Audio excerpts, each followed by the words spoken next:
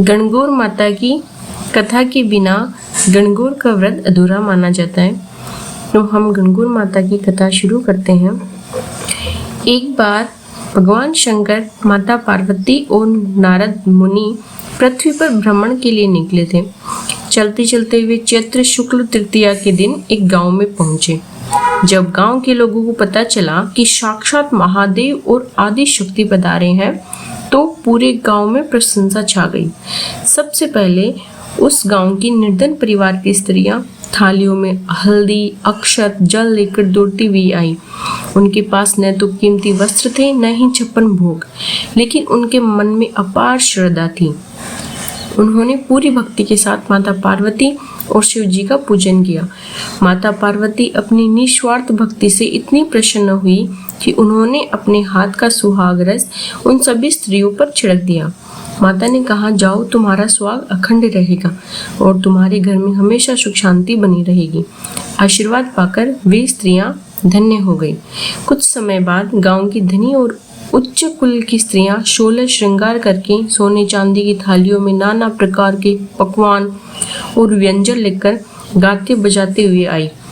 उन्हें देखकर भगवान शंकर ने पार्वती जी से पूछा, देवी, आपने तो सारा सुहाग रस उन निर्धन स्त्रियों को दे दिया, अब इन स्त्रियों को आप क्या देगी? ये तो इतने कीमती उपहार लेकर आई है आपके लिए। तब माता पार्वती ने मुस्कुराकर कहा, स्वामी, उन स्त्रियों को मैंने केवल ऊपरी रस दिया था, लेकिन इन स्त्रियों को मैं अपनी उंगली चीरकर अपना रक्त रस दूंगी, जो अटूट होगा।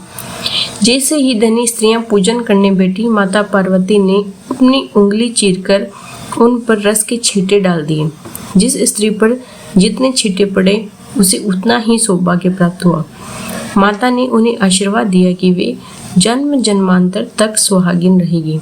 इसके बाद माता पार्वती स्वयं नदी किनारे गई, स्नान किया और मिट्टी से महादेव जी की प्रतिमा बनाकर उनका पूजन किया। उन्होंने पकवान बनाकर भोग लगाया और दक्षिणा की।